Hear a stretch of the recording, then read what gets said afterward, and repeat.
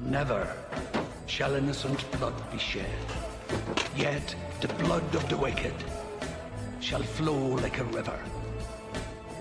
The three shall spread their blackened wings and be the vengeful striking hammer of God. You people have been chosen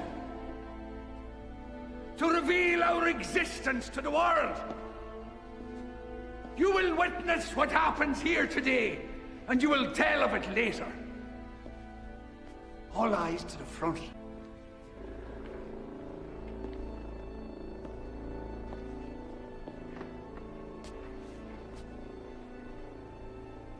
You must watch, dear.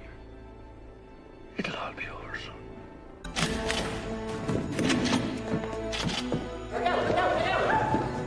Now you will receive us! We do not ask for your poor, or your hungry. We do not want your tired and sick. It is your corrupt we claim. It is your evil that will be sought by us. With every breath, we shall hunt them down. Each day, we will spill their blood till it rains down from the skies. Do not kill, do not rape, do not steal.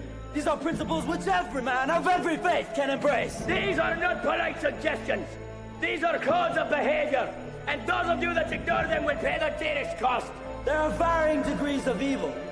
We urge you lesser forms of filth, not to push the bounds and cross over into true corruption, into our domain. For if you do, one day you will look behind you and you will see we three. And on that day, you will reap it. And we will send you to whatever God you wish.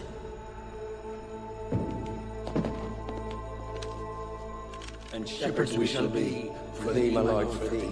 Power hath descended forth from thy hand. May swiftly carry out thy command. So we shall flow river forth to thee, and teeming with souls shall it ever be. In nomine Patri. Et Filii, Spiritus Sancti.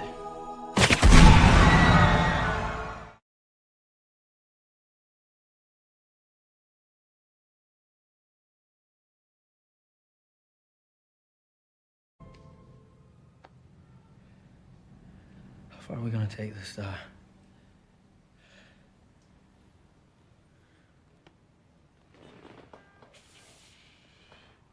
The question is not how far.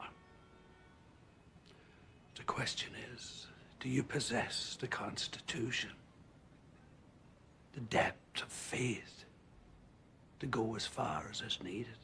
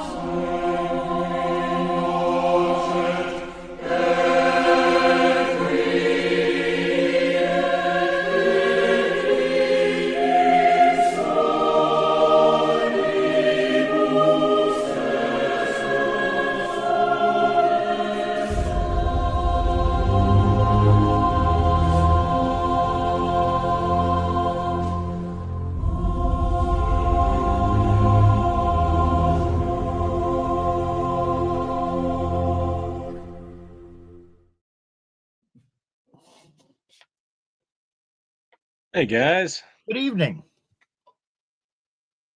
welcome to the Resurgence of Sanity this Wednesday evening. Yeah, it's just you and I, Nick. Yeah, we're missing Plutarch. He's got some he's got some private issues he's dealing with tonight, and it's not between him and Elena, but he's got some stuff he has to deal with, and there you go. Yeah. So our thumbnail says we're talking about modern women. Well, yeah, it's my show. I don't think this is exclusive to modern women. I think it's been always true. It's a matter of kind of don't pay attention to what she says, watch what she does. But yeah, listen to what she says too. You mean you So should take seriously what she says, or you should be listening to what she's saying but not saying? yeah, Yeah. okay. Uh, okay, there are two realities. There is your reality and there's her reality. So, what is a woman's reality? It's different than a guy's reality. Okay, and guys go through life thinking, damn, I thought through this. This is what makes sense. How the hell can it not be this way? I know I'm right, but yet I'm just befuddled. How the hell can she go through life thinking something different and do the But things she does when she agrees with me about my reality and then all of a sudden she's doing something else?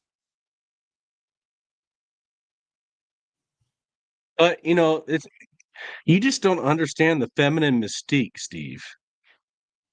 Oh, I'm trying to do that. So let's go into that. They don't understand themselves, which is the Okay, this was written by a woman. Now keep this in mind for the whole stream tonight. It's all right. called I'm Just Me. I'm not perfect. I'm me. I've made bad decisions and wrong choices, but I'm me. I've said the wrong things. I've said the right things because I'm me. I don't like everything I've done, but I did it because I'm me. I've loved the wrong people and trusted the wrong people, and I'm still me. If I had the chance to start again, I wouldn't change a thing. Why? Because I'm me. There's a lot of good things about me. You just need to look past the imperfections to see what's right. If you can't do that, then it's your loss. I'm the best I can be. I'm me. Steve, who's me though? It's who I've yet to she is. figure out who me is. She is whoever she wants to be at the moment, whatever makes her feel good. Uh, what's missing in all of these words? I don't know who me is, and there's no accountability for the shit she's done or he's done. Bingo. There is no accountability. I'm me. So she says okay, it sounds like an admission. She's made some bad choices. Wow, a woman who admits to making bad choices. Great. She said wrong things. Oh, she admits to it, but she doesn't take accountability for that. She's loved wrong people and trusted the wrong people. What does that scream to you, Nick? Baggage? No, it means she's taken some wrong guy home from the bar, and Oh shit. yeah, it was a bad choice, but me. So stuff happens, stuff happens, But that doesn't and that yeah, doesn't she okay, that doesn't account into her number count though, right? Because it's just a fling at McFling's. probably, but we're not going down that path tonight. So it's the responsibility of the man to look past her imperfections. Why? So she's making a passing comment to acknowledge she has imperfections. But she's not taking ownership of those and saying she would do anything different. And if you, as a man, are not willing to look past her imperfections, it's your loss. Thank God I'm out.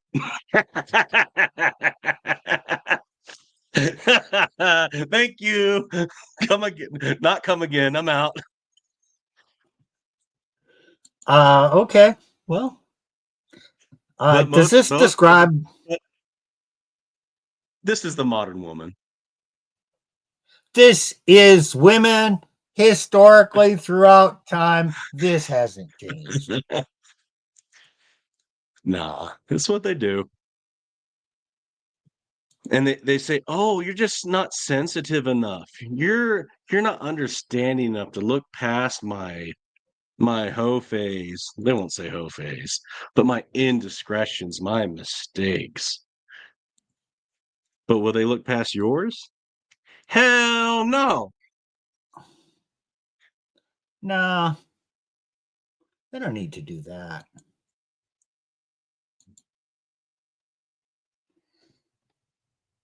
Okay, so what are we gonna do tonight? Piss off the world again. Well, that just comes with our stream.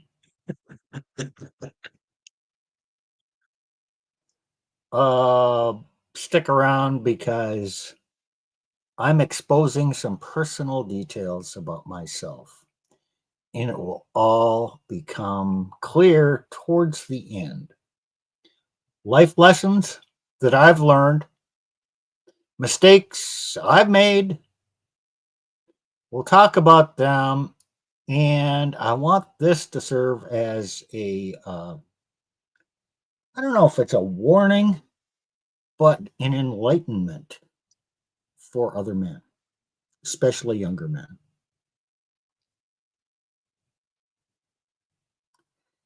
So we're going to start with this site. Oops, don't want to do that.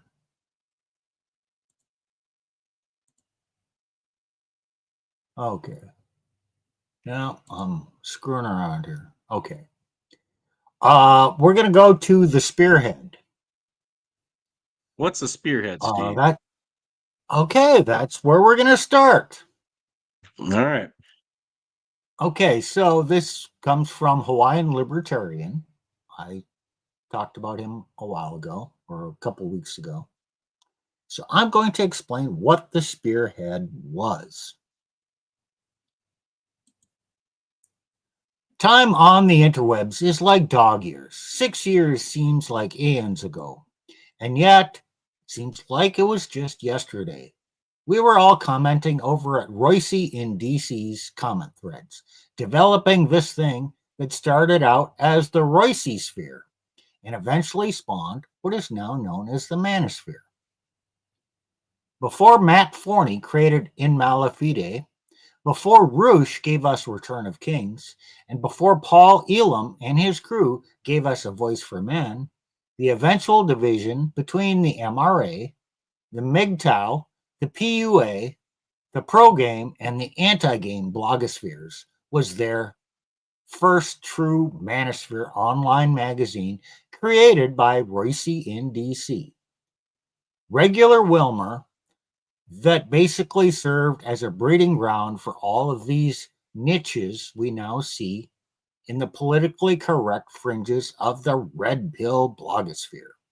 Alas, Bill Price's, also known as Welmer, the spearhead is no more.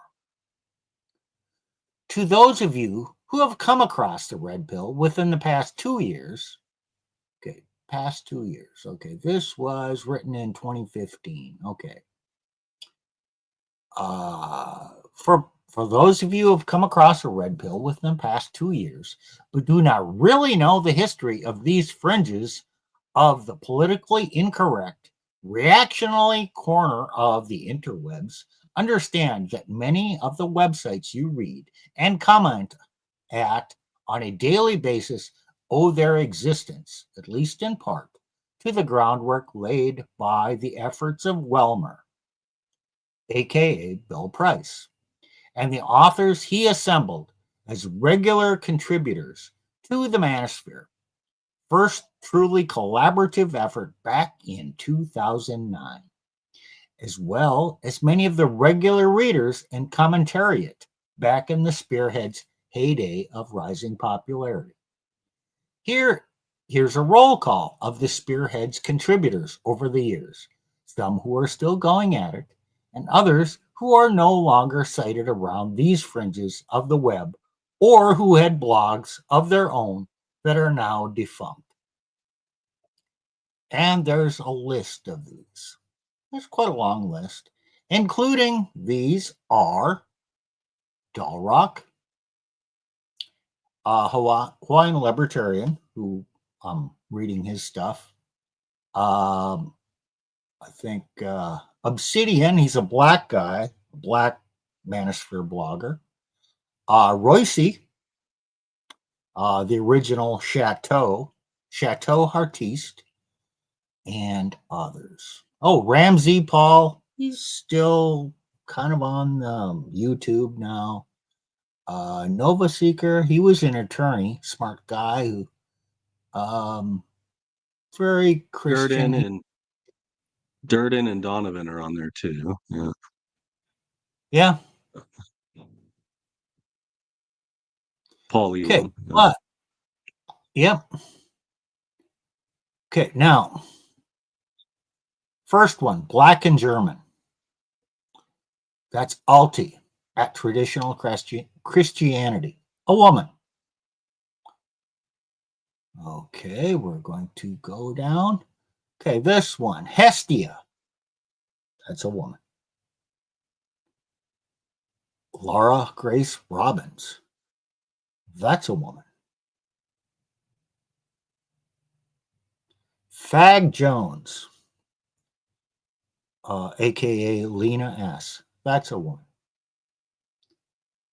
So these mostly men, but there were a few women around back in these days. Just like in the Red Pill blogosphere, YouTube streams, there's a lot of men doing things, talking about things, but there's a few women. So what are we going to talk about tonight? Well, we're going to concentrate on Fag Jones. Interesting. So, let's see, which one am I going to do first? There's 3 articles that I found. Oh, this is on the Wayback Machine or archive.internet. Let's see. The Modern Woman. I got to find. Okay. Okay.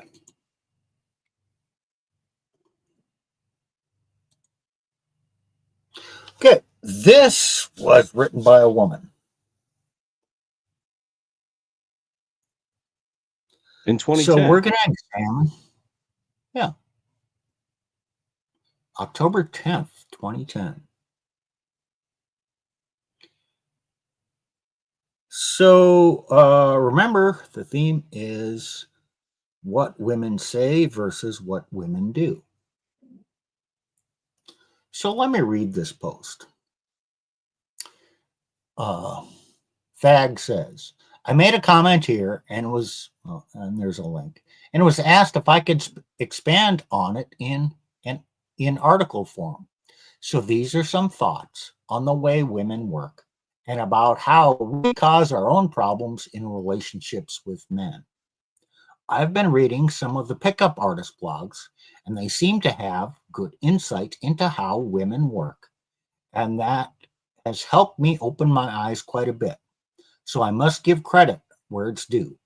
But it doesn't hurt, for women especially, to hear it from women as well, especially as the PUAs tend to be pretty unforgiving in their assessments.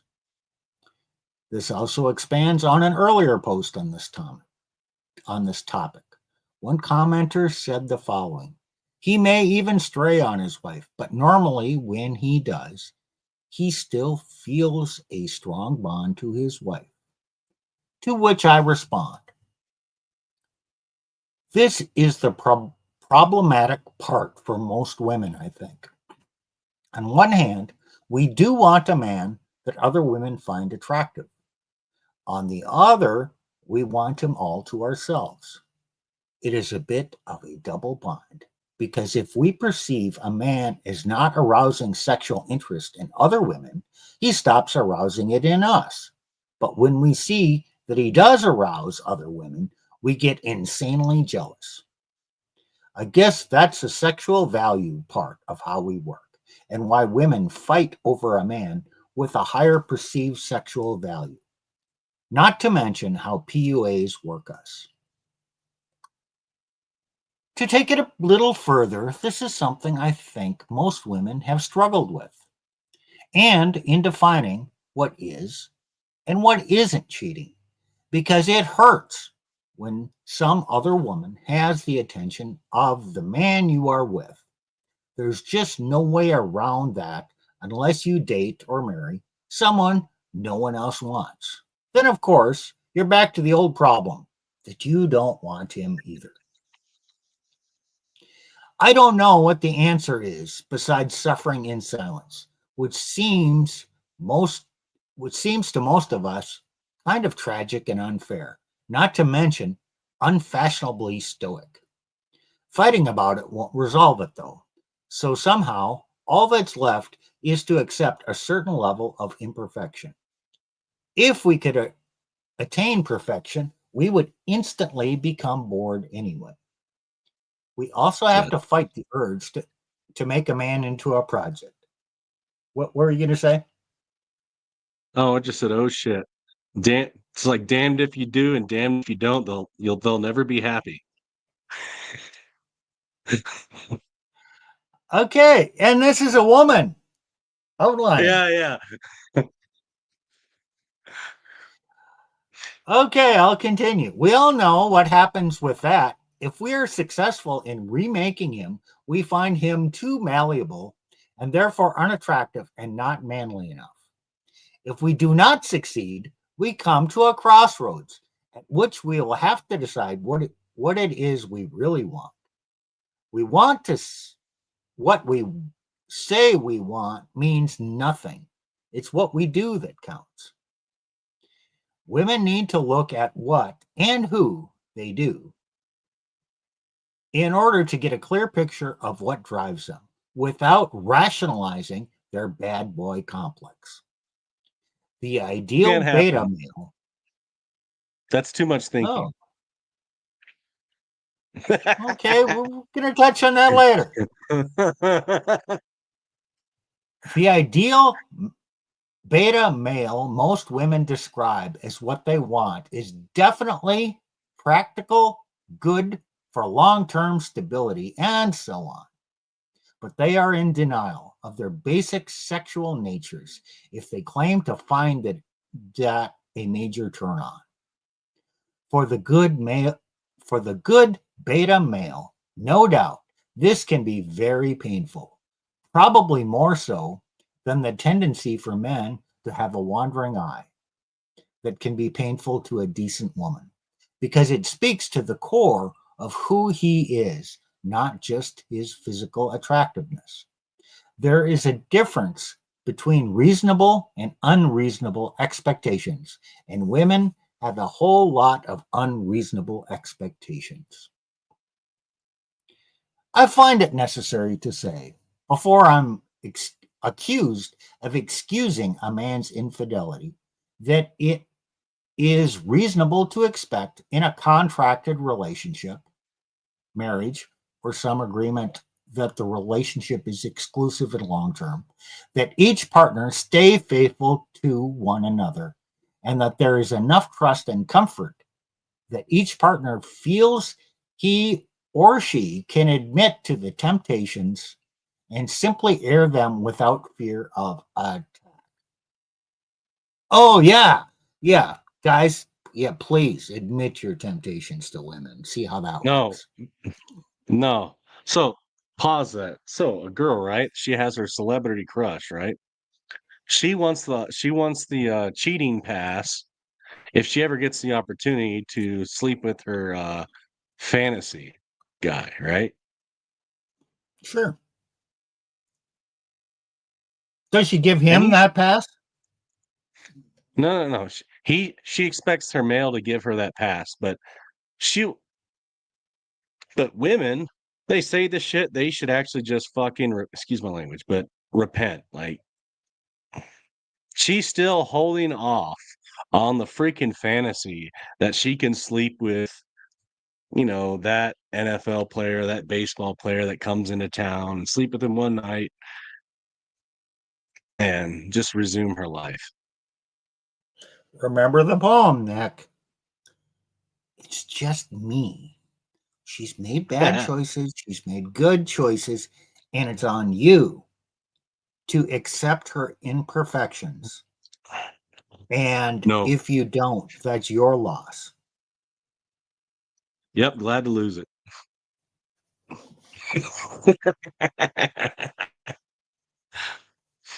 Okay, let me continue. Yeah.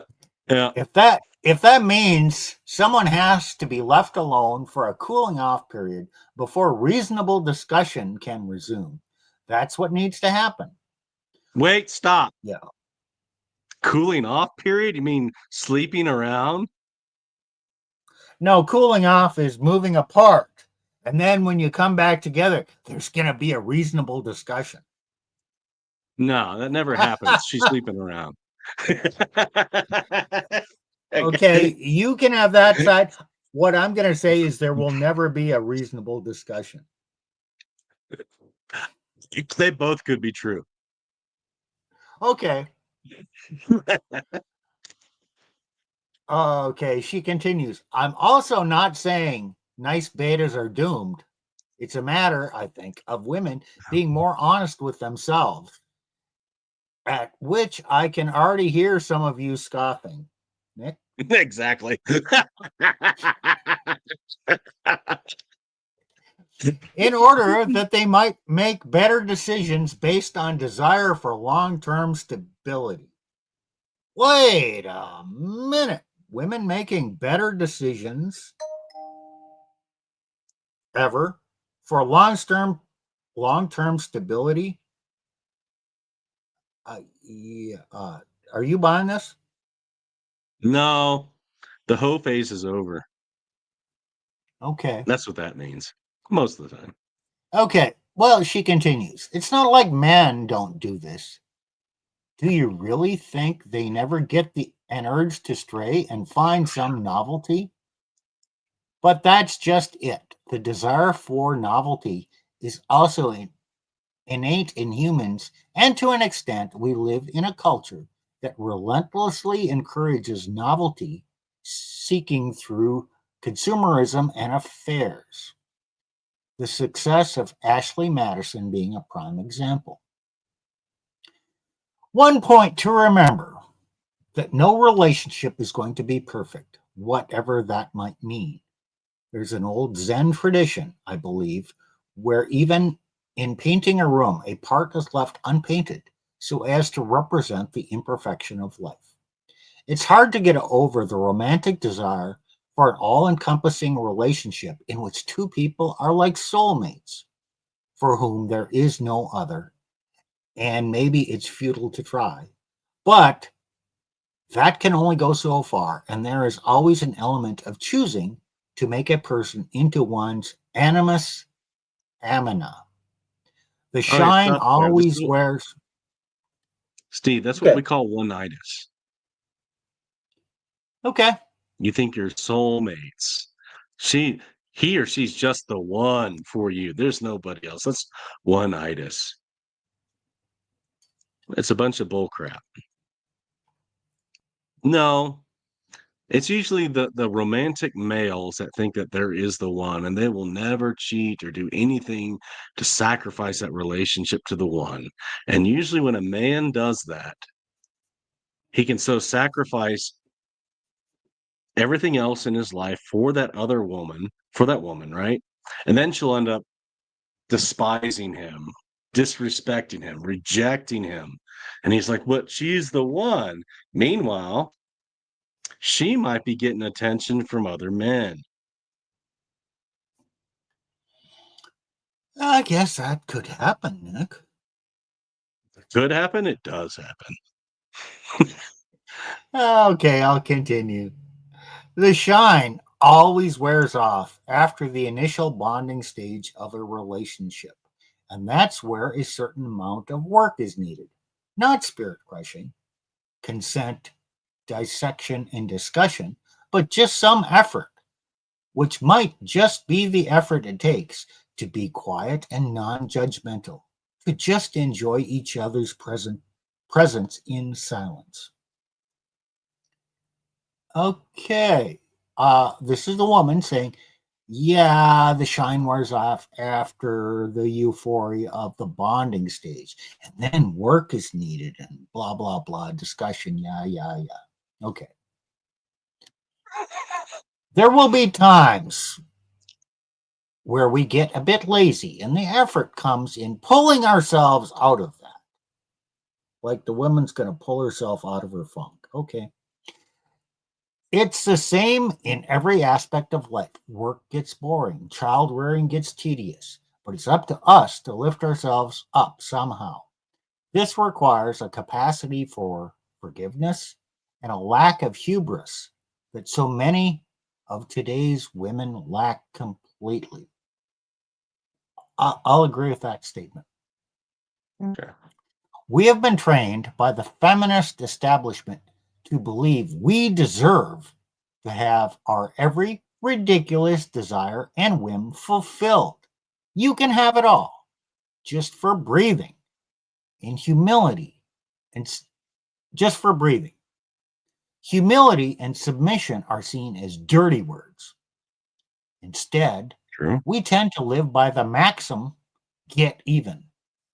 I don't say get mad, get even, but boy, do we get mad, so I left off the first part. Yeah, women do that. The trouble is, by doing that, we only add more garbage to the pile, and we have to live with the stink of it too. It's also not loving behavior. Okay. Once we realize how we've been duped by unattainable fantasies and how we are hardwired to find certain qualities in a potential mate attractive, we can be more honest with ourselves and save time, as well as heartbreak, in many cases, ruination for one or both partners. Okay, ideally, yeah, okay. I've made my share of mistakes, which I regret every day. So I'm left with the following options: look coldly at it all or fool myself. No doubt, there are many women my age who come to this crossroads in life after relationship failures and divorce, finding themselves single and competing with a younger crop of available women. The preference, It's just gotten worse.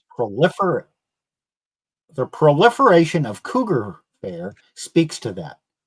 There's more than a whiff of delusion and desperation there, and it is simply not useful, as well as being the logical next step in feminist brainwashing in the name of empowerment. The idea of competing with my daughters for the same males is just sick to me. But that is more or less what we have done now. And it's pathetic. The lack of accountability or the lack of ability to face reality in this culture is astounding, really. And I simply look on with bemused wonder at it all. When will we grow up? A So possible there's no answer is accountability back then. Okay. No repentance, no accountability back then. Okay. well, this was written in 2010. Is that what back then is? Yeah. Okay. Yeah, I guess you're right. I had just A graduated from college, possible probably. So, yeah. Okay, a possible answer is when younger women look at where older women who have lived as they are now, brainwashed by feminism, have ended up and decide they don't want that fate for themselves. I'd like to think that by writing and talking about it, some of them can be reached and disabused of the lies they have been fed about empowerment and see that adopting male vices doesn't empower them, but enslaves and disenfranchises them and leaves the good guys with few viable options except to simply opt out of monogamy and marriage altogether, look elsewhere, or become a Mennonite.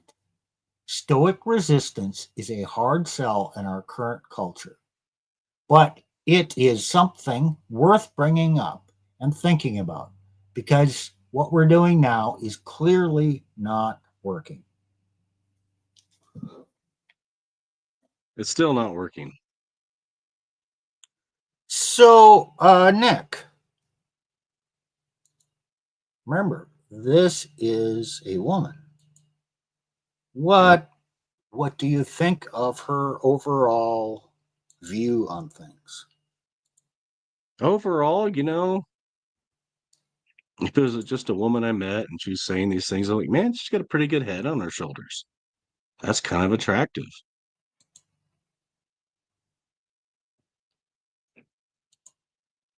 All right. Do I agree with everything she says? No. But more or less on the right track. Yeah, absolutely. Well, okay. What can we discern about her? She She's articulate, right? true. She can write well. She can. She's using reason and thought and explaining it well. She seems to understand men. She understands the dynamic of the red pill sphere, the manosphere. She listed, the factions quite well. The MRAs, MGTOW, PUA, pro game, and anti game. That's pretty good. Yeah. Back in 2010. Yeah. 15 years ago, guys. Oh, okay. Oh, she wrote another one here. Oh, do we have a friend who talks about this? Shame these whores. Elena Bars Fitness, Plutarch's wife, who's not with us tonight. But yeah. Okay. So, okay, again, this is from the Spearhead. Slut Shaming by Fag Jones, October 2nd, 2010. Okay, so this women have been talking about this for a long time. So let's see what she says. I've seen a lot of feminist musings on removing the shame from the word slut and lamenting the double standard that it implies. I think they have it, as usual, perfectly wrong.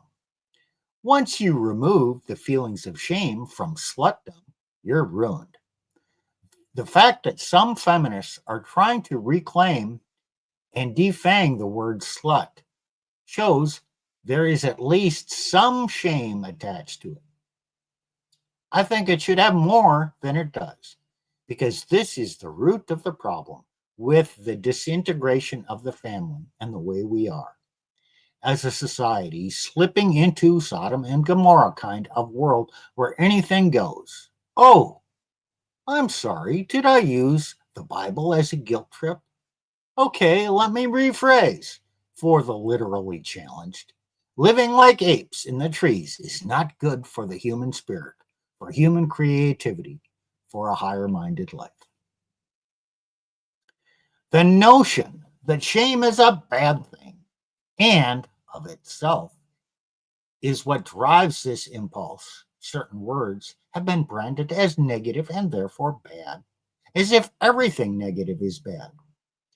Electricity only works with a positive and negative charge. This can be used as a metaphor without descending into false logic. We cannot separate ourselves from the natural world or rewrite nature. Although not overly the topic of this article via Dr. Helen on having or not having children, I couldn't help honing in on this paragraph. Sad, but in all likelihood, they will end up just like their parents, single mothers with too many children, forced to work two minimum wage jobs, and still unable to make ends meet, or worse, like their irresponsible absentee fathers. The author probably doesn't even know he's doing it, but this is obvious feminist language when you're attuned to it. It's an attempt to reverse the so-called double standard and shame the males in the equation while painting the females as innocent, passive victims. A 14-year-old unwed pregnant girl used to be called a slut. Calling her something else doesn't change what she is. Taking the shame off her only gives her permission to ruin her life by being a slut. It's not the baby that ruined her life. It was her own actions, her own willingness to open her legs to some horny 14-year-old boy who had nothing really to lose in the deal. It is truly sickening to read feminists calling on young women to embrace their inner slut, or whatever crass nonsense, supposedly in an effort to erase the dreaded double standard. Sorry, girls, but nature has given us a double standard, and no amount of redefining words, easy access to abortion, women's rights, and the like can erase the fact of biology and thousands of years of evolution. Shame is a powerful tool, and all powerful tools can be misused. But just because a nail gun can be used to kill someone doesn't mean that it still can't nail down your floorboards. Yeah, there's a proper place for shame. I like the references to nature and order, and I like the notice of the double standard and shaming the males. But I want to. There's the thing she talked about deadbeat husbands. She didn't really talk about that. They call them deadbeats because you kicked them out and they have no say in their children, and then they're not in their lives probably because they're yoked to a job where they can't probably see their children. Otherwise, what happens? They go to jail. It's like, wait, why don't you see me? Well, when they're free, they're not available to visit. Or if they're working, they can't visit because they're working.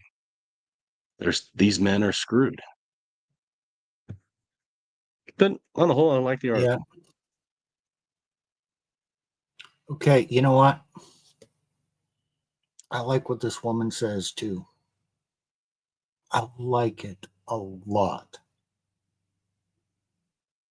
In fact, I'm going to share what I wrote to her.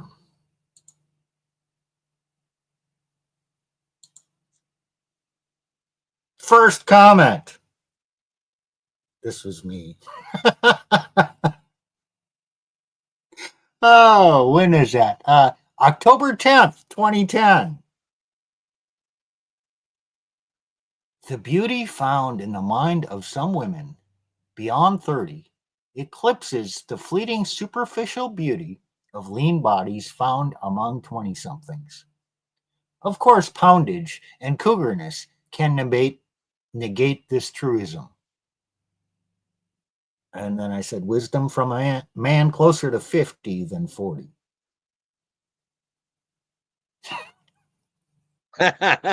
Steve.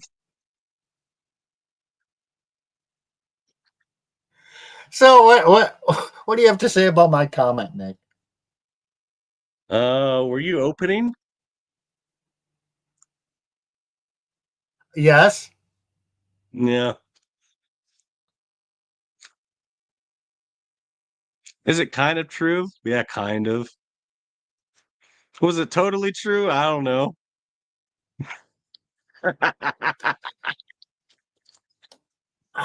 Yeah. So, should I tell you the rest of this? Shall I tell our audience the rest of the story? Don't you have another article, or is that it? I do. But maybe I should let the cat out of the bag now. No, And then no, no. Okay. You got to follow the PUA advice. You got to delay gratification for a bit. You got to put them on hook. Okay. Okay. Yeah, okay. There's going to be a rest of this story. Okay, what's the third one? Oh, got it here.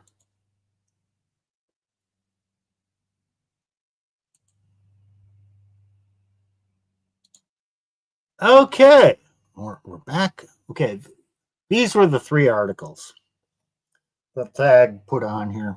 She was also a frequent commenter. But, there were a few women who posted on this site. So this is her third one that we're going to look at. It's September. We're kind of going backwards in chronological order. This one is Dismantling Feminism, a Brief Introduction by Fag Jones, September 22nd, 2010. In order to dismantle feminism, one must see it first as a part of the larger movement of progressivism, particularly with progressives like Margaret Sanger, founder of Planned Parenthood and known Nazi collaborator. This philosophy has turned and continues to turn the values on which Western civilization was built on their heads, which was always their intention. It might even seem like a classic example of it seemed like a good idea at the time, but there are no good ideas gone bad, only bad ideas and good ideas. Progressivism and all its offshoots are bad ideas, and the results speak for themselves. It could be argued that the downward spiral of Western cultural values gained huge momentum in the much lauded 1960s. The prosperity of the post-war era brought a hitherto unknown level of general material comfort and stability, ushering in social programs and greater freedom to use leisure time unknown to previous generations aside from the very wealthy of the population. Did you want to say something, Nick? No, you keep going. The result, it would seem, was a spoiled generation that in its relative opulence could only think to demand more freedom, more leisure, more fun. Fast forward to today, and we have a generation of entitled brats who expect lavish rewards for every banal accomplishment. As an example that seems harmless enough on the surface, take graduation ceremonies for kindergarten or even daycare. Who benefits from this? Surely not the children, who are only being trained to expect promotion for little actual work. The parents beam with pride, each watching the whole event on small screens as they preserve the auspicious occasion on digital video cameras and cell phones, as though the child had accomplished something out of the ordinary. Undeserved rewards, which have come to be known as rights, have grown out of this progressive movement, of which feminism is a significant and formidable part. I cannot imagine the traditional head of household father getting excited the way today's parents do about an accomplishment as trivial as little Bobby's first crap in a plastic potty. No, But that I'd is get really what excited. Steve, stop, stop. I would get really excited. You know why? I want to encourage why? the hell out of that, because I don't want to have to clean up crap anymore. And I don't want to pay for pull-ups. Hell yes, I'm going to be excited. You go, son or daughter. Hell yes, you crapped in the potty. Keep doing it. Here's a reward. I'll celebrate the F out of that. So you're going to give little Bobby a cookie after he craps in the toilet? Yes, absolutely. Absolutely.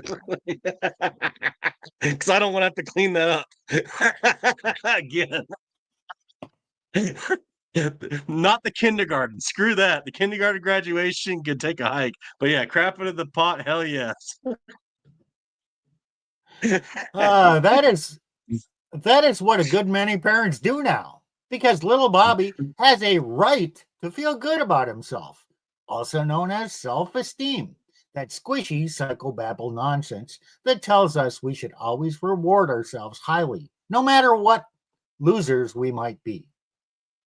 In the meantime, self-respect has gone down the toilet along with the strong moral sense that made this civilization great.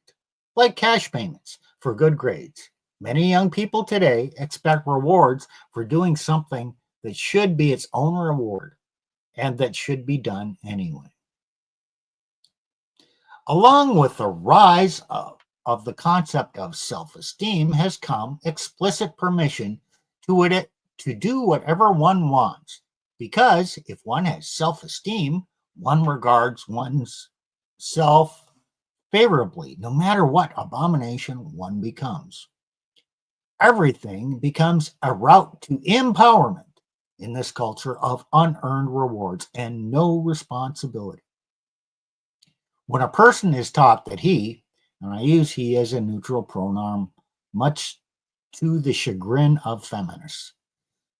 So I'll start over. When a person is taught that he doesn't have to do anything to earn respect from others or himself, why bother being a decent person?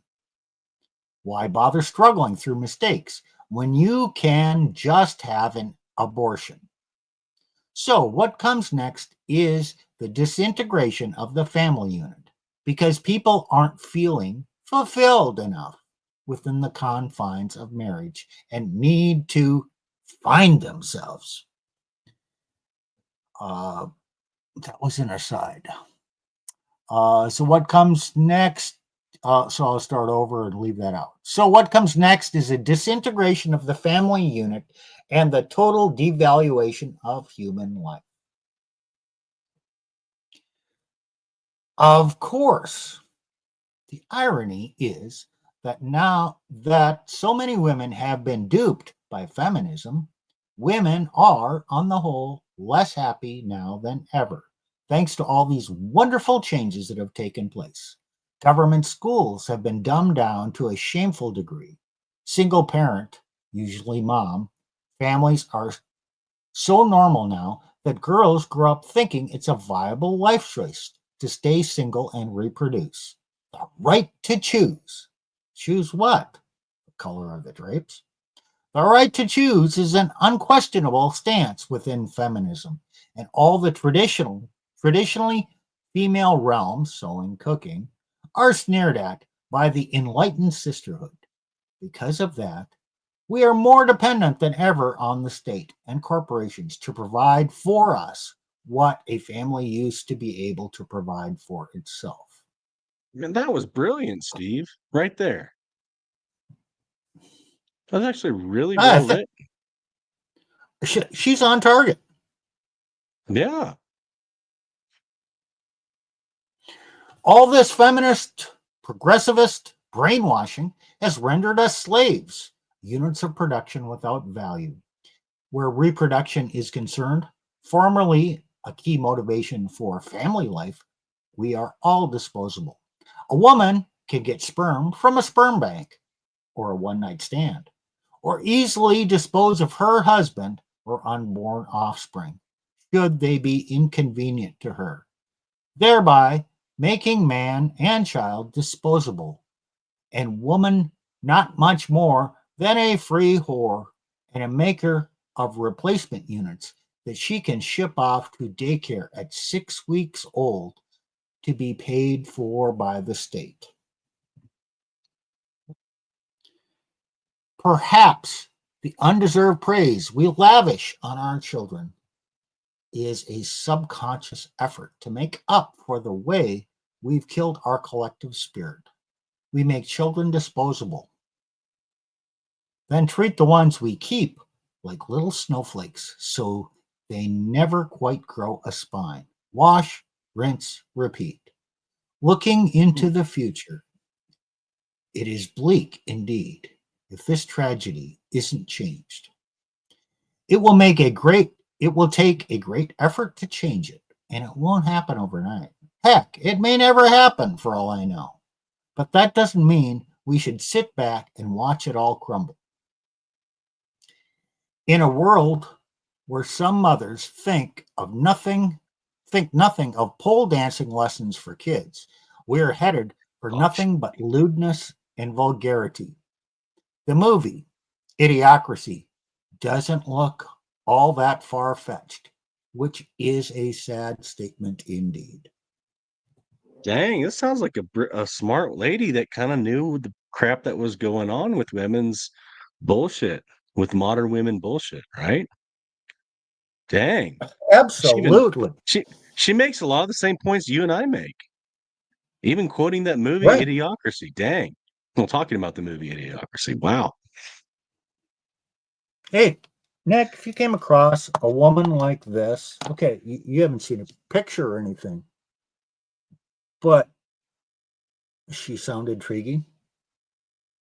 Yeah, absolutely. From based on what I've written here, I'd be like, yeah, I'd be intrigued for sure. Okay, well, So assuming when the she right wrote age this, group and attractiveness, but yeah, sure. okay, good lead in. Okay, at the Yeah. time she wrote this, she was 38, 39.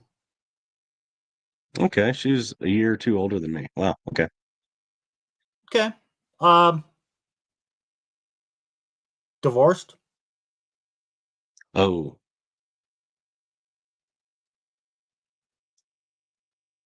why? It just didn't work. 2 kids, 2 Okay. daughters, Okay. 5 and 7. Okay. Of course, I found this out as time went on, but I I did get to know her quite well. Did you now, Steve?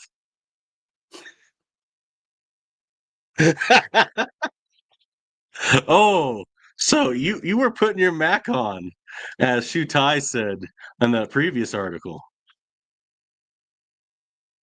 Yeah. Yeah. 7 man.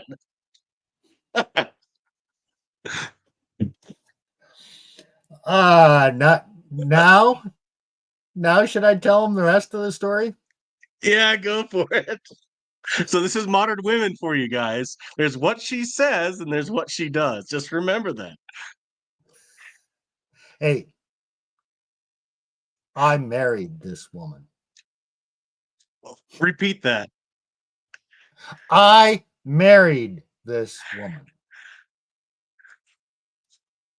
Okay. Took, yeah, okay. I mean, we got along great. She lived in Toronto at the time. We met, we hit it off. We continued to talk for a couple years. She had to get her visa to come to the U.S. It took a number of years, but I married her. I mean, she was smart. Uh, okay, so what did she look like at the time I met her? Okay, she's 10 years younger than me. Um, at the time I met her, she was about 120, 115 to 120 pounds. Okay, so lightweight. Shapely. A nice figure. Kind of an hourglass figure. Nice. Really nice. Okay, overall, I'd put her as a solid mid. Like a 6. Okay, I lived in the upper Midwest. So a thin woman, 6, attractive, very smart. And I like smart women. Yeah, it worked.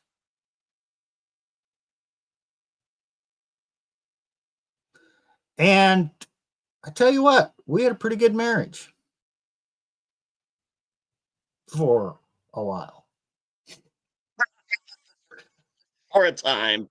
Well, actually, I knew her for about, a little over 10 years from the time I met her. Like 3, 4 years later, we got married. We were married for 7 years. We've been divorced for a couple years now. So, yeah, okay. Gee, have you heard that time frame? 7 to 10 years. The 7-year itch? I don't think it was that. No. I don't. But I want to go up on this article and read something she wrote. Man, this is a long sentence. A woman can get sperm from a sperm bank or a one-night stand, or easily dispose of her husband, should they be inconvenient to her, thereby making man and child disposable, and a woman not much more than a free whore and a maker of replacement units that she can ship off to daycare. Ooh. Okay, so didn't she just say a woman can dispose of her husband if he's inconvenient to her, which makes the woman not much more than a free whore? Didn't she just say that? Yeah, but Tacticus says something. God told her. ...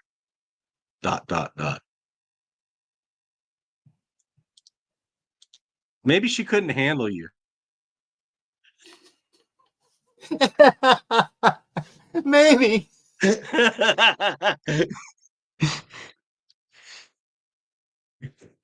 Yeah, could be. But there's what she says, then reality is a different matter, correct?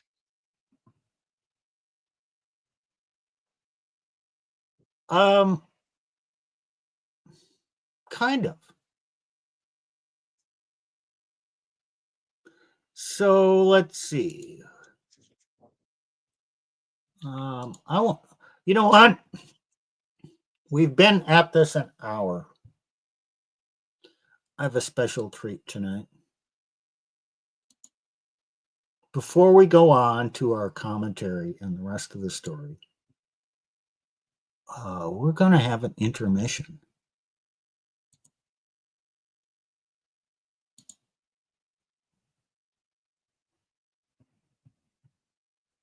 Okay, let me I think hopefully this works. Okay, this is our intermission, guys. Left, right, right, go, turn around, go, go, go.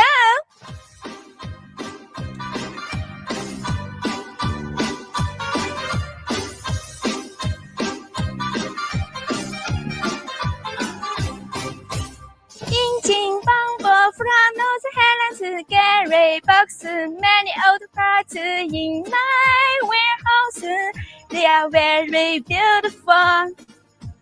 Helens, hood, many old parts, wells, cuddles in my warehouse. They are very beautiful and very company. Left, left, right, right, go, turn around, go, go, go. Left, left, right, right, go, turn around, go, go, go.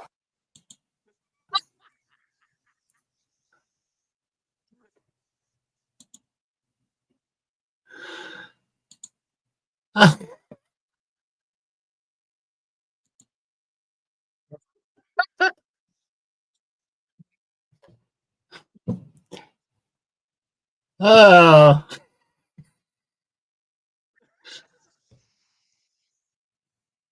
Trying to figure out what was being advertised there. engines in China.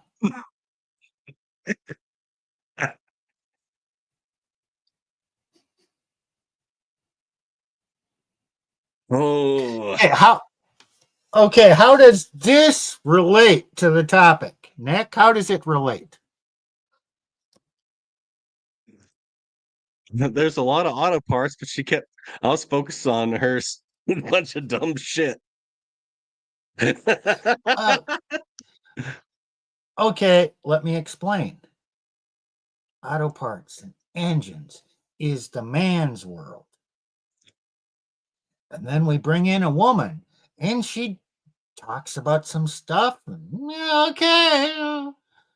The guys are all thinking, oh, gee, a woman in the auto parts business? I'm going to buy from her.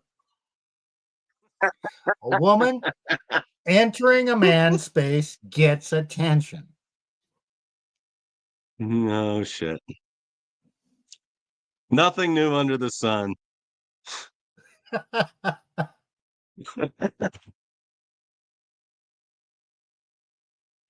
Her name is Yet Tina. she said nothing of. Oh, but she said nothing of substance. She's just saying blah blah blah blah blah. I got my dance. I look nice, and here's these auto parts. Pretty much. Eh,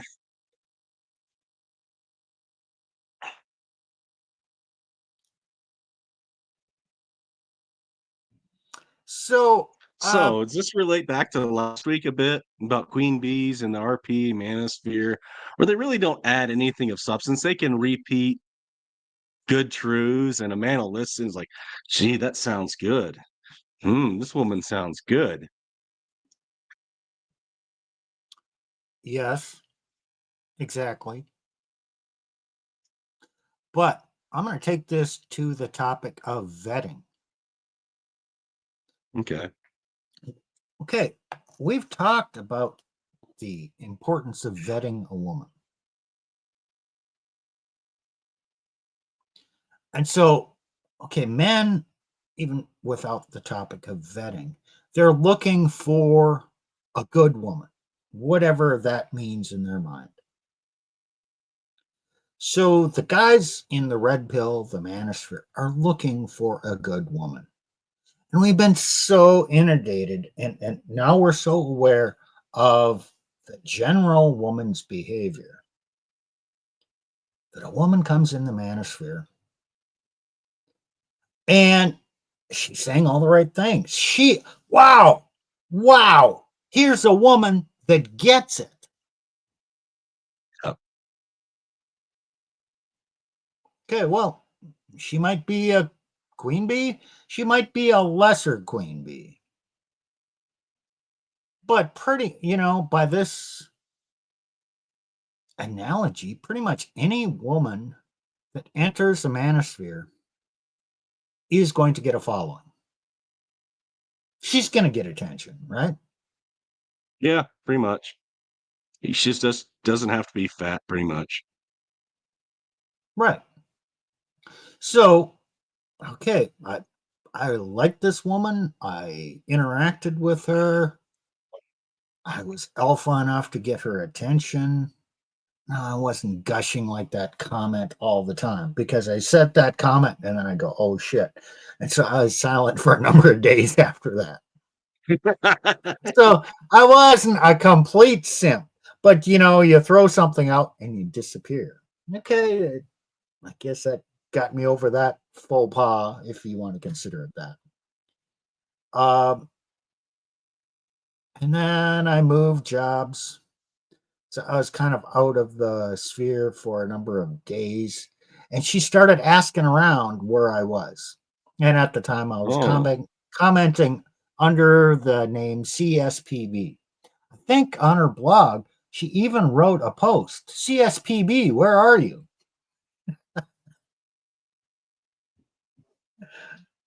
So I guess she was after me too. Anyway, that's how it worked out. So this brings up the issue of, okay, you vet a woman, you marry her. Obviously, if you married her, you assessed her and thought she was a good woman.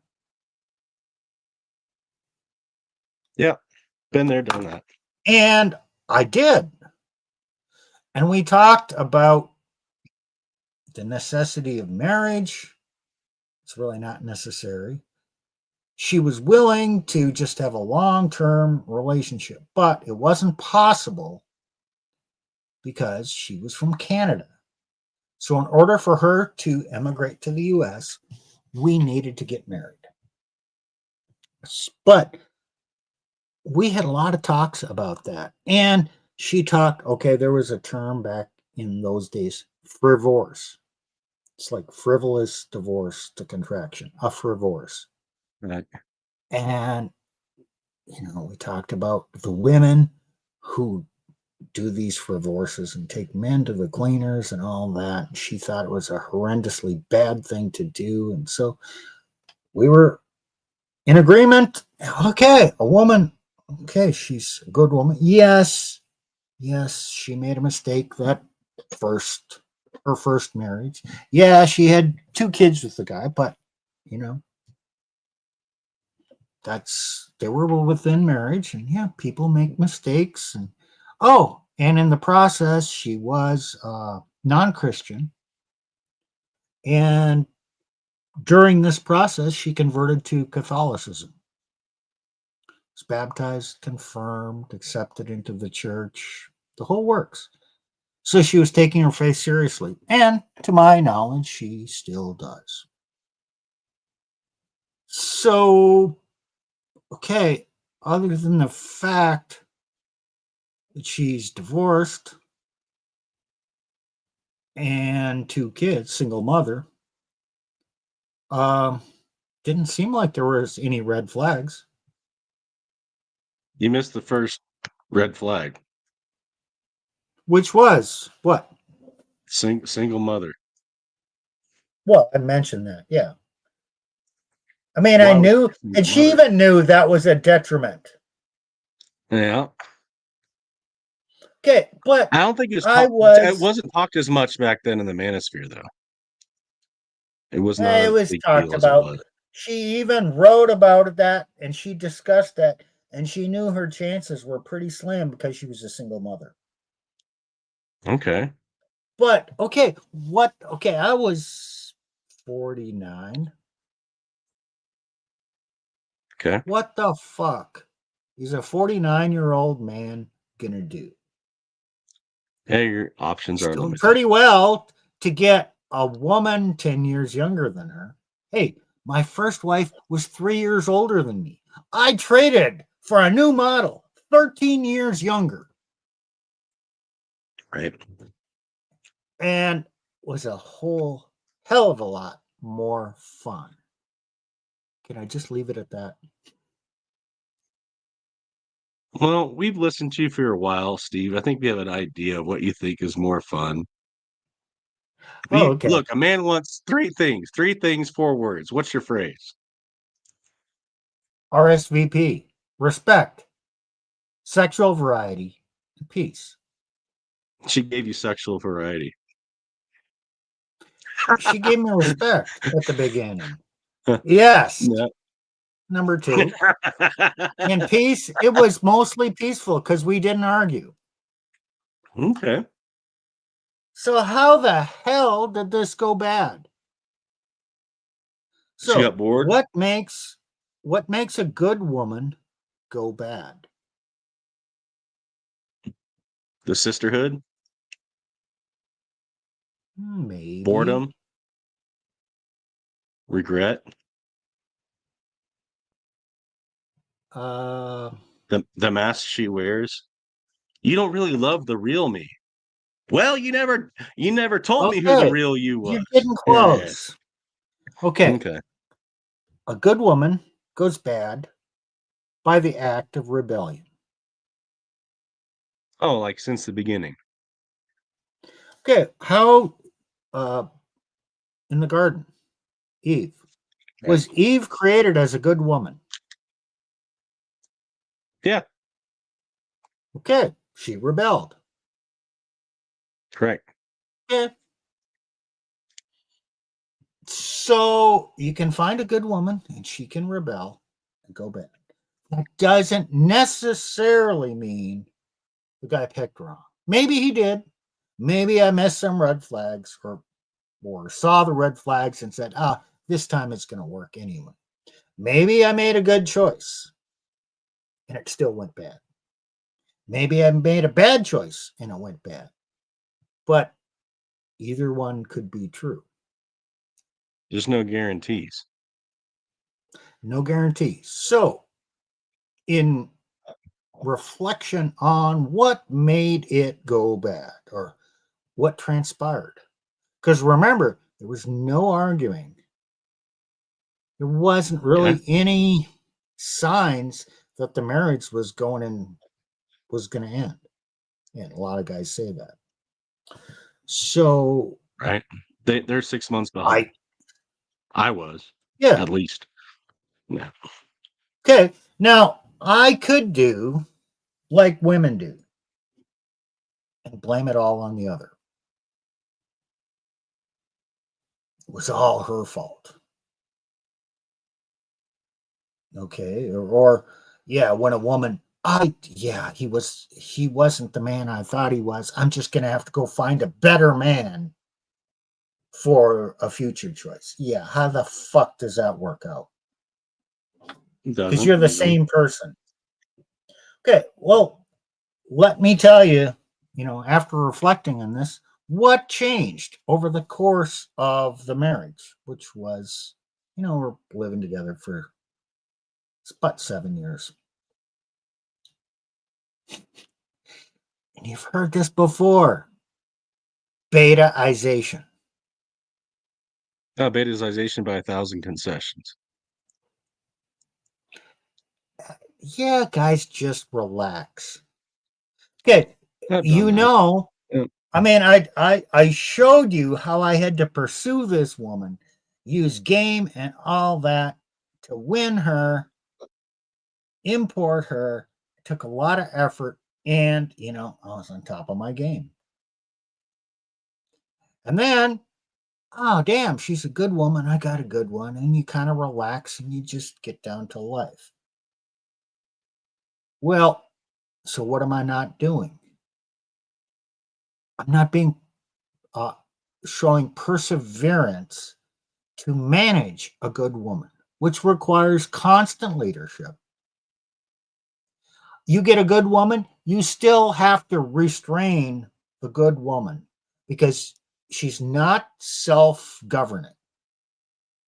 You still have to have the authority. And if you move, and society's going to tell you this, to move in more of an equal, egalitarian partnership dynamic. And it is so tempting because it's Easy. It is tempting. Oh, yeah, It I doesn't got a work. It good doesn't one here. work. I don't have to be vigilant. I don't have to show my dominance. Okay. Yeah, we're gonna set up rules. Okay, financially. If she's gonna spend over $150, she has to talk to me. We have to get agreement. If I spend over $150, I'm gonna talk to her. We'll get agreement. Hey, this sounds like a great idea. No, it sounds good, but it Okay, doesn't work. well, again, I stopped being dominant. Yep. I made some of the What same happens? mistakes, Steve. Yeah. What happens when a man stops being dominant? They lose attraction to you and they will not respect you. Okay, she loses And they respect. dry Yep. up. Then they dry up. And then what's that word that starts with a C? What Contempt. is Yes, lack of Yeah. respect leads to contempt, and contempt leads to divorce. Yeah. Okay, Wash, is rinse, repeat. contempt what is contempt rational? No, it's more emotional. It's an emotion. Yeah. Okay, we read these 3 articles. Was this an intelligent woman capable of reason that had worked out a lot of truth? Yeah. So it seems. She, yes, very reasonable, capable of high level thought, abstractions, understanding things. But this is true of all women. No matter how capable that woman is of high intelligence, all that, when she becomes emotional, all that higher level thinking is just unavailable to her. A woman will still be a woman. We have to understand that. You cannot expect a woman to develop rationalization always over emotions. That's You can have a very high IQ woman and she will still be a very emotional person. Yeah, maybe not even all the time. Maybe most of the time, you can have discussions and be reasonable and not any disagreements and not those big blowups and not have a volatile relationship. Yeah. But unless you're dominant, and once she starts to disrespect, and here's the key, guys, starts to finish your sentences. That's a key thing to watch for. If she starts to finish your sentences, yes, contempt is building. And in my experience, it's just a matter of time. And that happened in both my marriages. So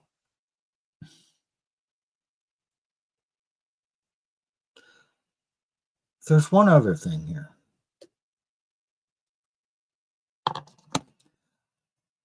What triggers this? Because, guys, there is a trigger. It's not your lack of dominance. That's not the trigger. It's like a bomb. What's the first thing? In order to make a bomb happen, what has to happen first? Someone has to light the fuse. I don't know. Or it has to be. You have to arm. You have to arm it. Okay. Like if you're a bomber pilot, first thing you do, or one of the steps is you have a switch. The bomb is dead. It's not going to explode. It can't explode. Trigger can't go off inadvertently because the bomb is not armed. You arm the bomb. Okay. Okay. When a guy stops being dominant and showing restraint, that is arming the bomb. Then there is a trigger. He didn't trigger it. He just allowed it to happen. So, what do you think the trigger is, Nick? Team Woman. No, another acronym. Sisterhood Uber Allies. No, IPA guilt. Okay. Something from her past, probably brought up by a current event, is now going to trigger it. It's drama. It's something happening in real life that causes her to reflect on something that she did in the past, which might come forward and imply that she needs to be accountable for what's happening today. So what's IPA Well, guilt again? yeah. It's an acronym for infidelity, promiscuity, or abortion. Something to do with her sexuality and a bad outcome today. And those things are general categories, not specifics. Okay. If that makes any sense. So anything in that sexual guilt stuff, choices she made, that now something is happening that it's not good. So she would have to be accountable for what's happening today based on what she did in the past. Well, gee, women hate accountability. So now that the man isn't dominant and the bomb is armed, how about if I blame him and develop a narrative? So here's my analogy. Unless you're going to marry a woman with low sexual experience, really low, as in 1 or 2 or less, and she's under the age of 21. Okay, that's going to limit things enough. If she's had a lot of bodies and she's young, if she's older and had a moderate amount of bodies, and you're an older guy, she's coming with baggage. Oh. Baggage is stuff in her sexual past, which I'm calling IPA. Infidelity. Did she cheat on a past boyfriend? Was she promiscuous? Did she have an abortion because she, didn't want to bear the shame of an out of wedlock pregnancy? Anything in that area, she's not going to tell you. And she's going to go on and pretend and think, she's genuinely going to believe that she's beyond that, a good person. She's changed her ways, all that. But that baggage is like a bomb. And under the right circumstances, it can explode 7 to 10 years later.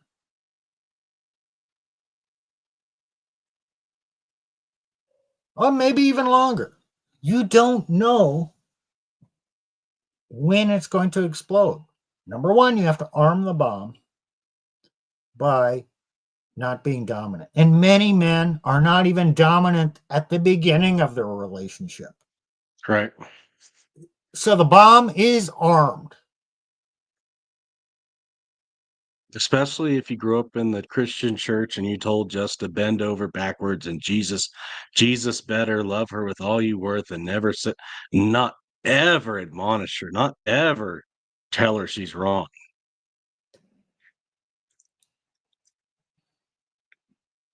You just need to lead the right way without ever ruling. Yeah.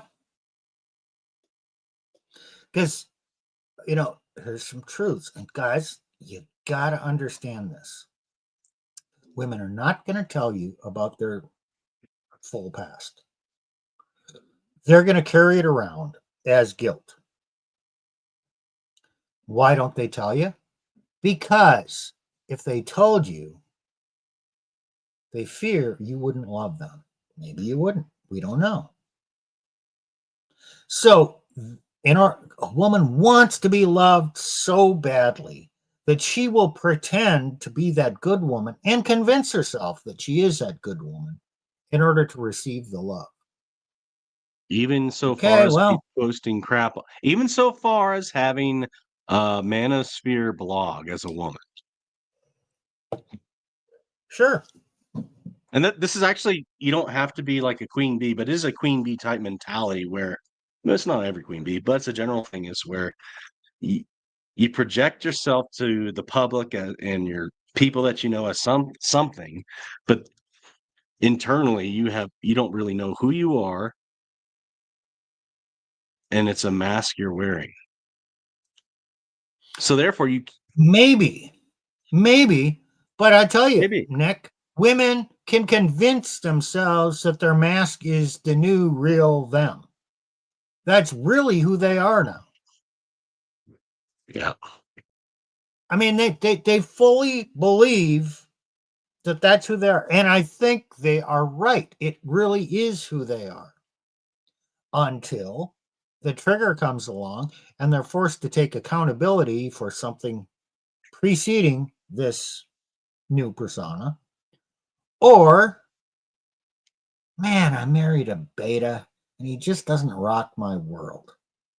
I need to go find myself.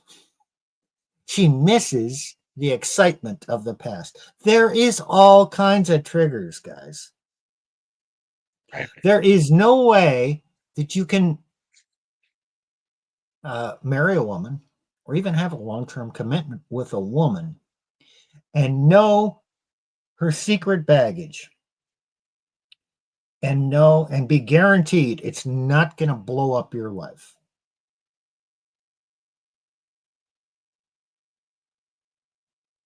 Now, all you can do is realize you got to maintain your dominance in your leadership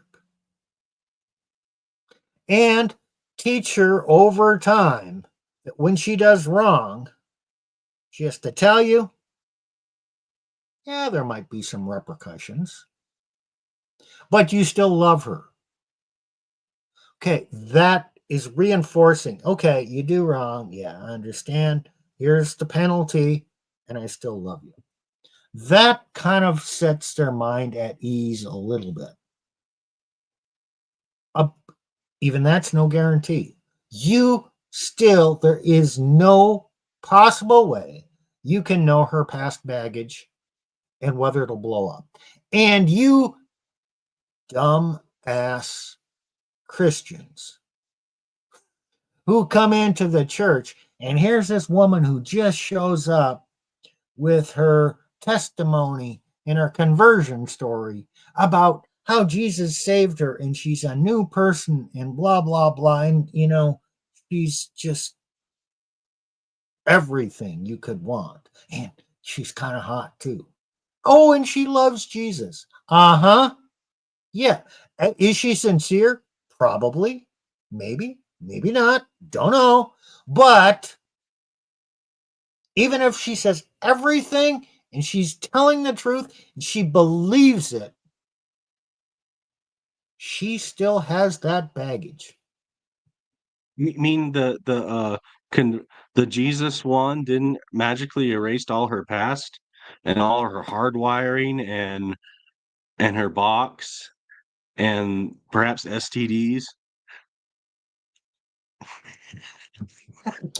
Well, as you know, Nick, former Pastor Nick, I'm going to lecture you now.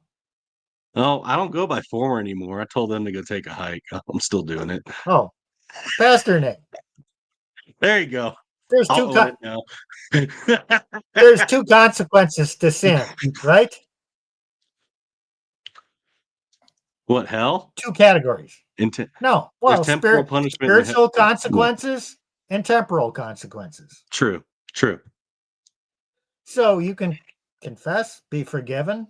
God forgives you. Okay, you're good. Spiritual consequences are gone.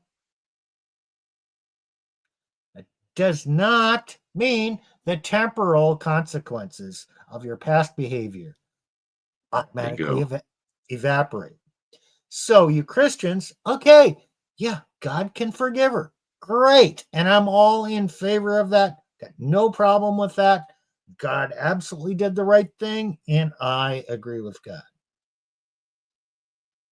But that doesn't mean that there are no worldly, temporal consequences for her past behavior.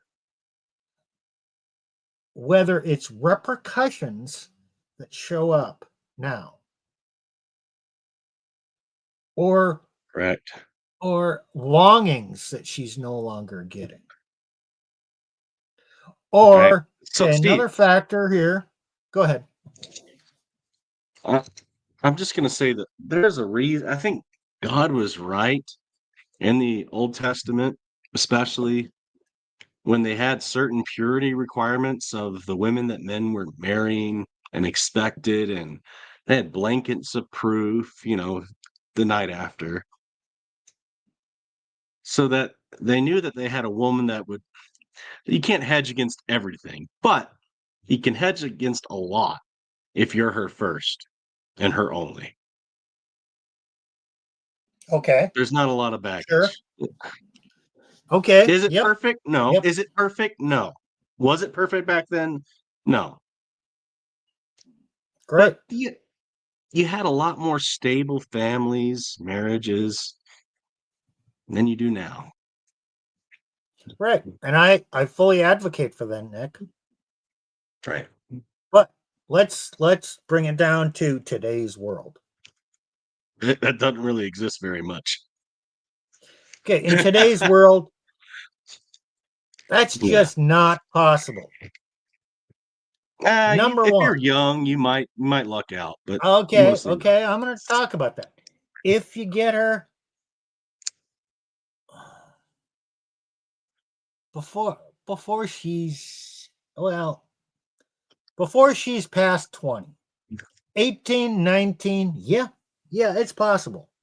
Most of them are not virgins by the age of 18, but there still are, probably 15, 20% might be virgins at 18, 19. Okay, so it's possible. But now, okay, let's say you're a guy who is 30 or upper 20s. You're not going to be meeting those 18, 19-year-olds in all likelihood. They're just not in your life. So you're going to be meeting women in 24, 25. And Pearl just did a stream on this. If she's 25 and still a virgin, there's probably something wrong with her. You got to consider that, guys. She is asexual, has no sexual desires whatsoever, or she's so in love with Jesus and of the belief that if you're in love with Jesus, you don't need sex, and my husband is going to love me by not having sex with me.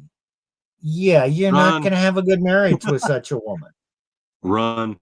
So, in reality, the reality today is you're not going to marry a virgin. Is what it is. Now, your choice is marrying a non-virgin or long-term relationship with a non-virgin, which, okay, you have a commitment, you're going to be having sex in all likelihood. Or being celibate. That's the choice modern men are faced with. Yep.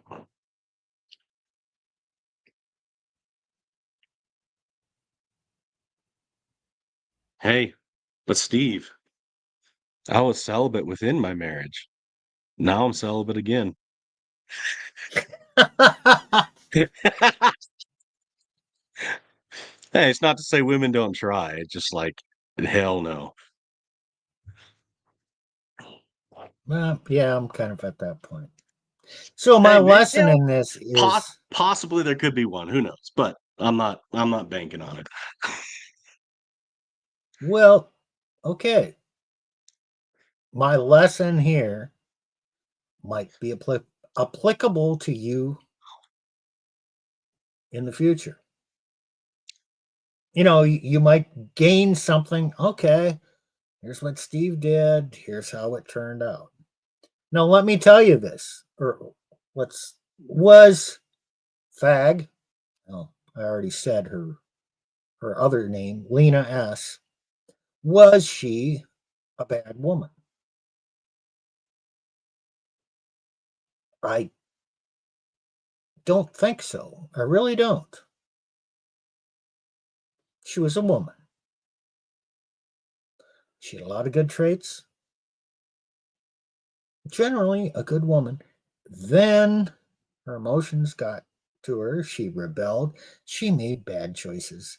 And then she doubled down on every bad choice, basically to avoid accountability. Hey guys, that's just female behavior. Now, I could say, oh, I was duped. I married a bad woman. I just need to go out and find a better woman. Yeah, right. That's the recipe for disaster. I have to look at my part of that. How did I interact? What could I have done differently? What growth did I need to happen? My growth and perception and self reflection has happened since then. Am I a different person? Maybe a better person in some ways? Probably. I understand now.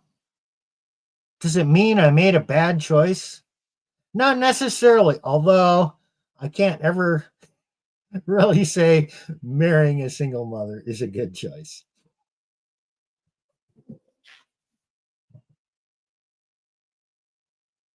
Hey, hindsight's what, 2020? Like they all seem like a good choice at the time. Yeah. So, guys, there's these women who come into the manosphere, or you. Let's even change that. As we go through more difficult times, let's say in the next year or two, difficult times financially with the economy and whatnot, women losing jobs. Women are faced with a reality and they're going to be evaluating their life and their choices. Oh, and they're going to be having that come to Jesus moment. I mean, figuratively. And they're going to get some, oh, yeah, maybe the men were right. And they're going to start telling you the things that you know are true. And you're going to find it this good woman who all of a sudden is telling you things that you know are true. And you're going to go, damn, I found a woman that gets it. And she's automatically going to be much more attractive to you. Yeah. Okay, great. Do what you want to do. But do not think that just because now she understands that she's self-managed, that she No such thing. can you don't have to restrain her, you don't have to be the head, and the head makes the decisions, and the head decides yes or no, or hell no, or no. There's consequences to that behavior. I'm not putting up with that. If you don't have that attitude, and I've talked about this before, if you love her and you don't want harm to come to her, you have to hurt her. Not Yeah, harm. this is Yeah. exactly just like that child who you're holding by the hand, and they get rebellious and they run out in the street, and the car slams on its brakes. The kid could have gotten killed. You grab that kid, you bring it back, you give him a couple butt swats and a stern talking to. You hurt the child because they need that lesson. Because otherwise, if they do it again, they're going to get killed. You hurt to prevent harm. Now, does God do this to us, Nick? Oh yeah. Does he Isn't there something in the Bible about chastisement and He chastises those he chastising loves. those you love? Yeah. Okay, is this a biblical approach? You have to Yeah. be man enough to be willing to hurt somebody. It's a matter of discipline to prevent future harm coming to them, or by their lack of discipline, harming themselves, self-harm, decisions they make that will harm them in the future. So that's a role you guys have to have with your wives. And I'm telling you right now, I got lax on that. I'm not. I mean, I talk a big game, but I'm actually a pretty easy guy to get along with. But at one time, I had more early on in the relationship. I had more dominance. It wasn't excessive, over nasty stuff, but I let that go. That's the main thing I could have done different.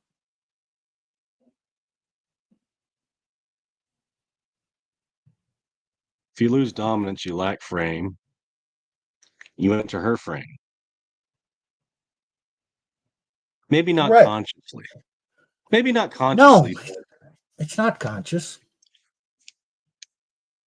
So, I thought this was a good topic. We talk about concepts and tell you guys, okay, yeah, that's good advice. That's just a concept. We need to bring it down to real life. This is what happened. This is how I assessed it. And I wanted to sucker you guys in. Yeah, man, this sounds like a really worthwhile woman. And she was. I'll still say that. And then you make the choice, you marry him. And here's the progression. And there's no guarantees. But your chances are better if you maintain your dominance. Because if you don't maintain your dominance, then to get out, especially if they're like a supposedly moral or religious woman, what do, Steve? They'll accuse you of all sorts of shit when you didn't do anything. No, yes, absolutely. They will develop a narrative. Women will go back in history, and every bad thing you did, ball them all together and come up with a narrative and accuse you of something, and then go get agreement by the church, and then go talk to the social workers who, let me tell you, okay, of all the college degrees, social workers, I believe, have the absolute lowest intelligence level, lowest IQ of anybody. Yet they think they can boss everybody, and they are just nasty. Oh man, I for a engineer type, which I am, there is oil and water. An engineer type using rational and reason, dealing with a social worker. There are not two more opposing types of people on the planet. And okay, Nick is not an engineer type, but he's a philosophy type. He's still at the same category. And Nick, what's your opinion of social workers?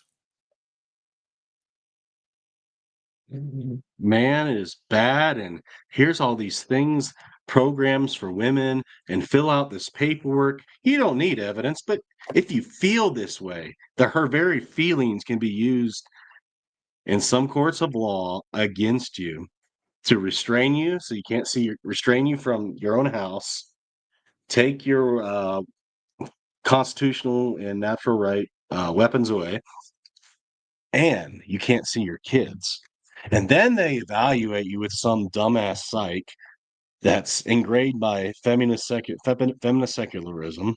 And then the judge will look at it and they have a criteria. It's like, well, there's accusations, there's no proof. And by the way, the guy might have actual proof, but they don't really give a shit. You're a man, you're bad. You lose custody of the kids. You're fucked. Excuse my language, but yeah, you're fucked. There's no other really better word to put it. The social workers actually think that all this is good and necessary. And they are on a power trip to make this happen.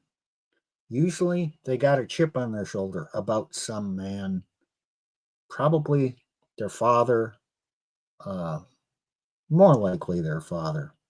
They do not like men. Yeah, look what Alex Patino says. Isn't that what low IQ assholes do?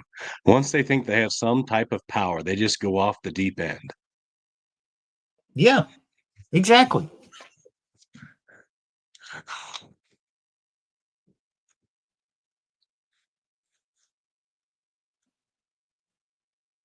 It's no longer based on facts. It's no longer based on how shit works. It's no longer based on reason or law or actual law, not sociological arbitrary law.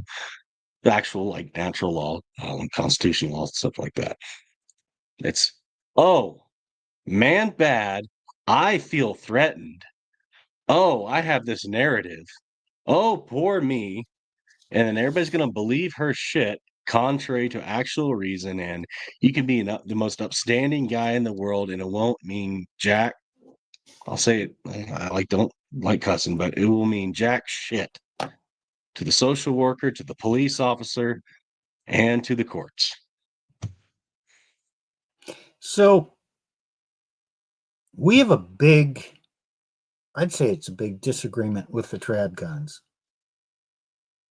They're Christian. They think just marry her. Oh, believe her love for Jesus or her salvation and just do the right thing and it's going to work out, guys. Maybe, maybe not. Don't know. It's not that simple, though. Some people might, well, they've accused Nick of being a misogynist. Whatever. They've accused me of hating women. Whatever. No, I don't hate women. Women are wonderful. I love women. Well, in theory, you know, we've seen that I'm kind of a sucker for a very intelligent woman who's not massively overweight. So, okay, no, I don't hate women. So, but you tradcons who say, "Oh, just wife her up," it's not wise in our modern world to do that, because modern marriage is not the same thing as historical marriage. Modern marriage, if you married under the state, you're giving all your power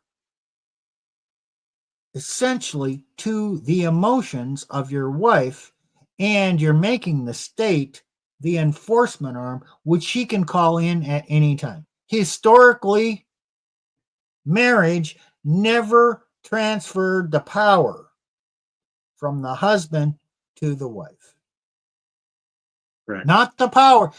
A wife, 100 years ago, did a wife have the power to garnish her husband's wages for child support or spousal maintenance? Did she have the power to go cry to the state to get a restraining order Whereas if he said a word to her, he's thrown in jail. Did she have the power that if he didn't pay child support or whatever is owed, she could, after a couple of years, let's assume he can't because he lost his job or something. He can get a felony and be put in jail. Did the state, or 100 years ago, could she go to divorce and take more than 50% of the assets? No. Hell no. Now, I'm all in favor of divorce, some kind of division of assets, depending on who's at fault. But now no one's at fault, so she has all the power. Modern marriage. Is modern marriage really marriage? Or is historical marriage where the man retained the power, had the power, had the dominion, just like back in Genesis?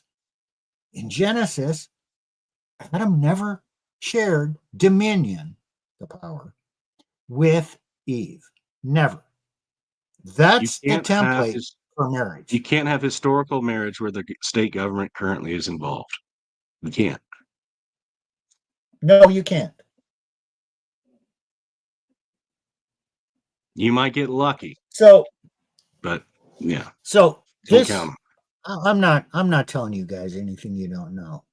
But any tradcons listening here, I'm not opposed to marriage. Not at all. I think marriage is a great idea.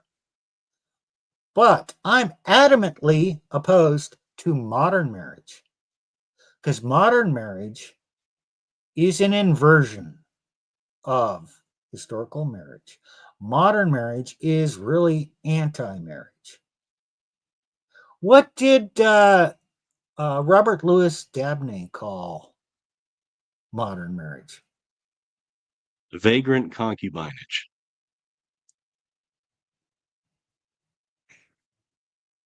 I tend to agree with him. No. Well, I've said enough. Does our audience have any questions or comments?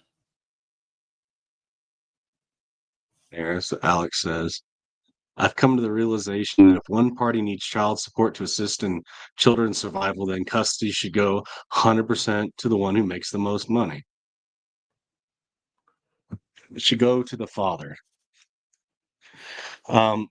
And the fathers don't need child support. Just give the children to the father. Let her go pound sand. Fathers just need to take custody as they historically did. If she wants to leave, she can go be a whore, a street whore, and let the father raise his children in peace. That's my take. Yeah, I would agree with that.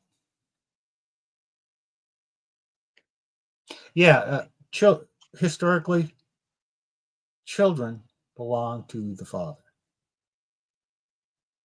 End of story.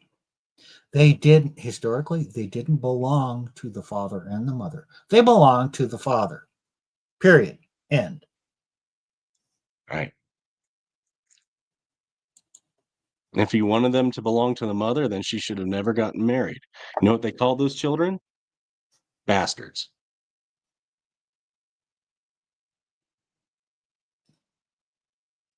Yeah. And most of the time, who makes the most money in America anyways? It's the fathers. And you don't think the state hasn't figured that out and how they can I'm sure Alex knows this, but you don't think the state hasn't figured this out and we're going to make the father pay child support and give the children to the mother. And who gets matching Social Security Administration funds, Title 4D and perhaps 4E? The counties and parishes get some sort of matching federal funds from the government for the man.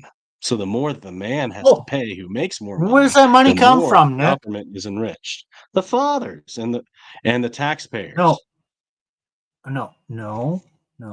Not exactly. Where does it directly come from?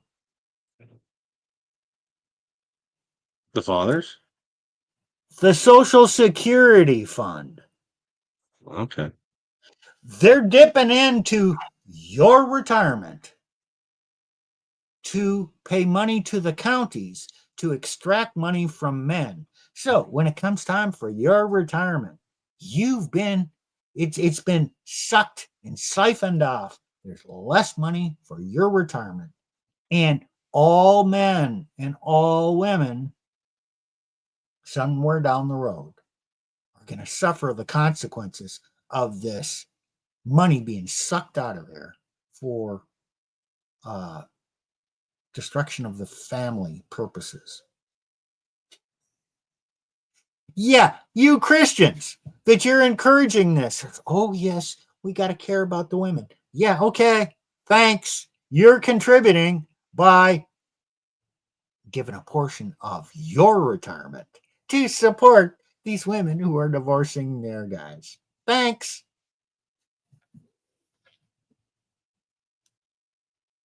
You're enabling the dissolution of society.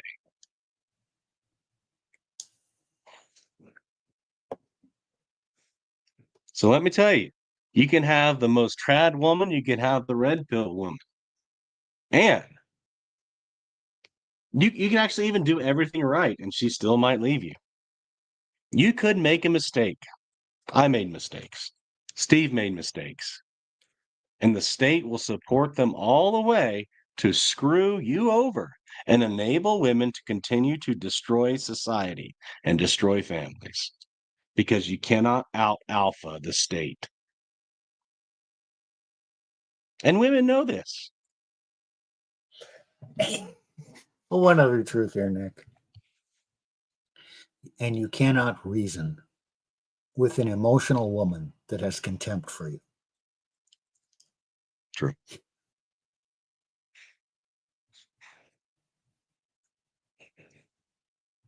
Well, I think we should call an end to this stream tonight, Nick. All right, guys. So please join us next week. I think we might be do something on Dalrock, perhaps. I haven't figured it out. Next Wednesday. I'm not sure if we're going to do anything on Elena's channel this Saturday. It's still up in the air. If we do, we do. If we don't, we don't. But join us next Wednesday. I think I'll do something on Dalrock. So review some. Yeah. Nick will be leading it because, Plutarch's not going to be ready to do that. All right. Thank you guys for joining us. Please like, subscribe, send us some comments, and we'll see you next week. Take care.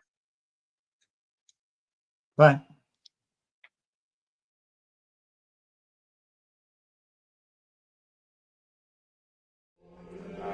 There was a firefight!